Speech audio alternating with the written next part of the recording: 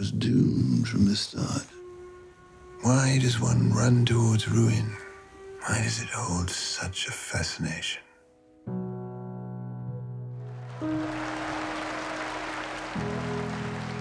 Your appreciation has been most intelligent. I congratulate you on the success of your performance. What I'm saying is that I have lived in the grip of vice and pleasure. How does it feel that your directorial debut was about a man that you've looked up to since you were 6 years old? Well, I think that's what really appealed to me in terms of making the movie. He's a character that I've known really all my life, on and off, and in so many different ways. As an actor, as a child, listening to my mother reading stories, and also as a young man coming to London in the mid-70s and going into the gay scene, which was only legal for 7 years at that point. So always Wilde is very present. He was very present there. Because we were kind of walking in his footsteps legally. And so in many ways he's come into my life. So he seemed like the obvious choice to try and write a film about. It was wrong, and I have paid. We'll make a Catholic of you yet. Only unlike dear Jesus, you have luggage. I fully intend to effect a reconciliation with my wife. I feel sure that if I was to see him once, I would forgive him everything. And rest assured, I shall never see Lord Alfred Douglas again. I forbid him to live with that infernal man.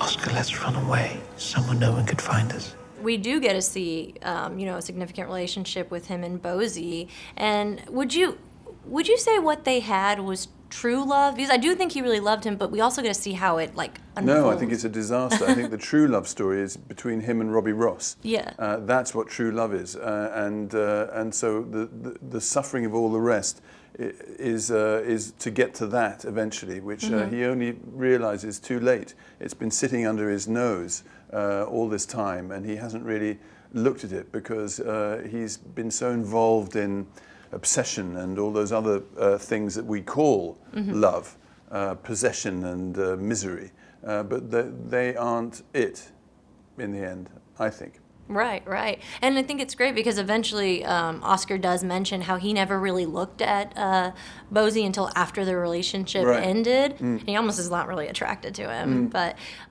was there ever a time in your life where you looked at someone or something in high regard and then eventually your point of view of them or that thing changed? Well, I think that's the story of everybody's, most people's love affairs, really. They're mostly projections on people that unwind and unravel on the whole until unless you're lucky enough to meet someone that you have a real solid relationship with. But that's a different kind of thing. I mean, the movies are the most are responsible for this, really, because the silver screen's notion of love, which is such a weird thing. And if you look at the love phrases, they're all about possession. I need you, I want you, all these things which we just accept as being part of love talk. They're not, actually. They're just about conquering and possession. And love is probably a different thing.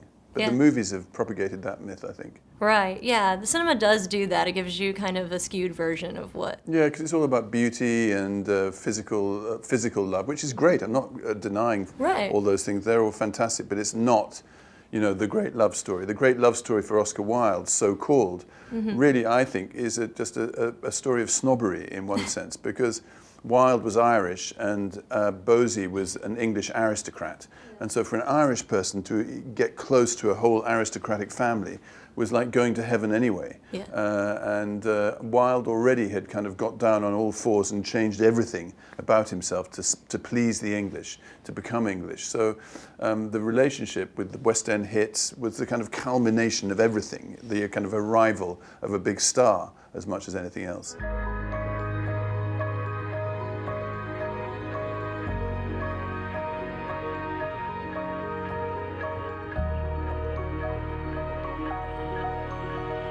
You've taken everything!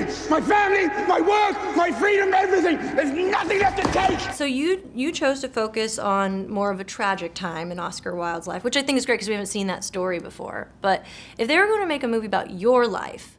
I hope they would focus on the tragic side. No, yeah, I was going to ask, what period of time would you want audiences to see and why? I don't think I'd be very happy with a movie about my life, really, because I don't think anything dramatic enough has happened yet. Mind you, it might, because I'm going to this gay and lesbian film festival in St. Petersburg the week after next, and it's been put 2 weeks forward because Putin has banned it. Whoa. And it's been banned after November the 10th, and so it's happening on November the 2nd. So I might be in Gulag by this time next month. What? In which case, there could be a movie. Yeah, that's a great story in itself right there. Whatever price I pay for it. Mr. Wilde? How kind of you to speak to me. You couldn't lend me £5, could you? I'm in mortal combat with this wallpaper, Robbie. One of us has to go.